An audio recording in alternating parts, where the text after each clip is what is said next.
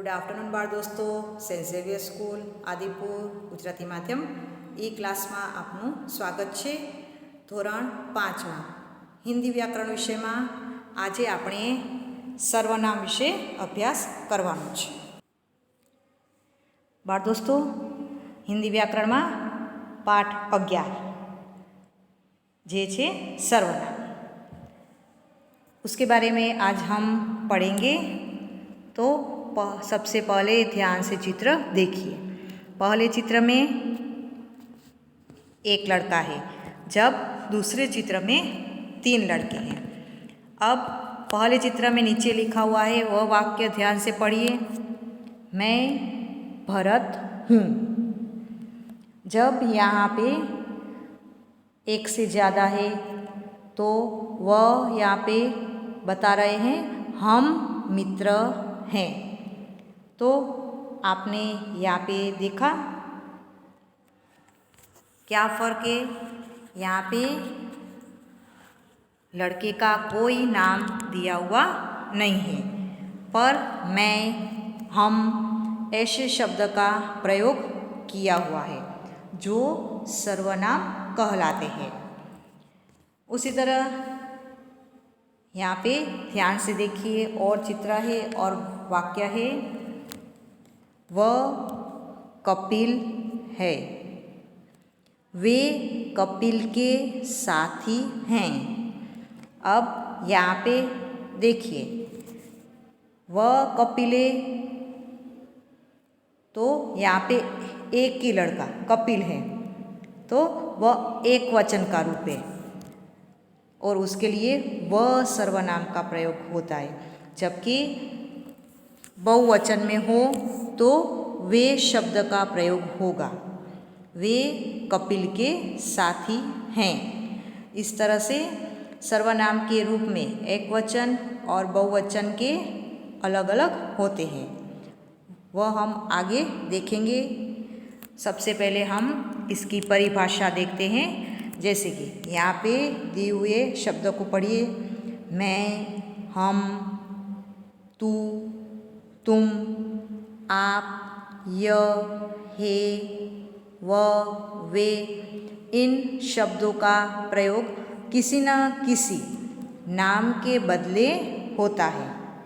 किसी नाम के बदले प्रयोग में आने वाले इन शब्दों को सर्वनाम कहते हैं. देखा बच्चों, हम किसी भी वाक्य में कोई भी व्यक्ति का नाम नहीं लेते हैं, पर उसकी जगह मैं, हम, तुम, आप, ये, वह, वे ऐसे शब्दों का प्रयोग करते हैं तो इसे इन शब्दों को सर्वनाम कहा जाता है. अब यहाँ पे सर्वनाम के रूप दिए हुए हैं. ध्यान से आपको याद रखना है कि एक व्यक्ति होगा तो अपने लिए मैं बोलेगा. मैं भी बोल सकता है मुझे, मेरा. सामने वाला व्यक्ति हो तो तू, तुझे, तेरा ऐसे शब्दों का प्रयोग करता है. पर जब उसका बहुवचन होता है तो यहाँ पे सारे रूप लिखे हुए, उसे ध्यान से पढ़िए. जैसे कि यहाँ पे मैं एक वचन में है, उसका बहुवचन होगा हम.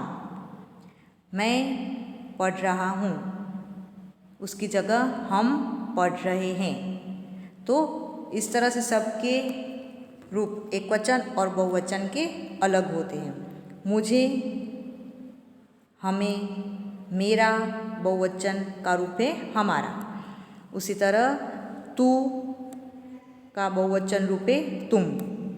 तुझे, तुम्हें, तेरा, तुम्हारा, ये. कोई भी एक वस्तु हो या व्यक्ति हो, उसके लिए यह एक वचन में प्रयोग होता है. और एक से अधिक यानी 2 हो या 2 से ज़्यादा हो तो ये सर्वनाम का रूप प्रयोग होता है. उसी तरह इसे एक व्यक्ति के लिए, इन्हें यह 2 और 2 से अधिक के लिए. इसका यह एक वचन का रूप है, इनका यह बहुवचन का रूप है. उसी तरह सर्वनाम के रूप में व, एक वचन का रूप वे व बहुवचन का रूप। जैसे कि वह कपिल है, एक होगा तो वह एक वचन का रूप लिखा जाएगा जब, ज़्यादा होंगे तो वे सर्वनाम का रूप लिखा जाता है। उसी तरह उसे एक वचन का रूप पे उसका होगा उन्हें। उसी तरह एक वचन का रूप है उसका, तो उसका बहुवचन होगा उनका। आपको यह सारे सर्वनाम के रूप याद रखने हैं। एक व्यक्ति के लिए प्रयोग करना हो तो यह सारे एक वचन के रूप आपको ध्यान में रखने हैं, और दो और दो से ज़्यादा हो तो यहाँ पे बहुवचन के रूप दिए हुए हैं, वो आपको प्रयोग करने हैं। पर आपको ध्यान में रखना है, अपने लिए हो, सामने वाले व्यक्ति के लिए हो या दूर खड़ी व्यक्ति के लिए हो, तो किस तरह से शब्द का प्रयोग होता है वो आपको ध्यान में रखना है। अब आगे देखिए, यहाँ पे कुछ वाक्य दिए हुए हैं। आपको इसमें से सर्वनाम छांटने हैं, मतलब आपको यहाँ पे सर्वनाम के रूप के नीचे रेखा खींचनी है, जैसे कि हमने अभी पढ़ा। तो देखिए, यह नदी है, यहाँ पे यह होगा वह सर्वनाम का रूप है। आपको यह नहीं दिखाना है वह एक वचन में है या बहुवचन में, सिर्फ आपको नीचे रेखा खींचनी है। उसी तरह वे होशियार लड़के हैं, यहाँ पे कोई नाम नहीं बताया गया है, पर हमें तो सर्वनाम के रूप बताना है, तो यहाँ पे सर्वनाम का रूप होगा वे। उसी तरह राज बहादुर लड़का है, वह गांव में रहता है। देखिए, यहाँ पे राज है वह नाम है, वह संज्ञा कहलाएगी, पर हमें तो सर्वनाम का रूप ढूंढना है, तो वह है वह सर्वनाम का रूप है। तो वह के नीचे रेखा खींचिए। उस तरह आगे पढ़िए, तुम पढ़ने में ध्यान दो। यहाँ पे सर्वनाम का रूप कौन सा है? शब्द तुम। तो इस तरह से आपको वाक्य को पढ़कर उसमें से सर्वनाम छांटना है, तो आपको यह ध्यान में रखना है। बच्चों, आज हमने सर्वनाम के रूप के बारे में अभ्यास किया। आपका दिन शुभ रहे। Thank you.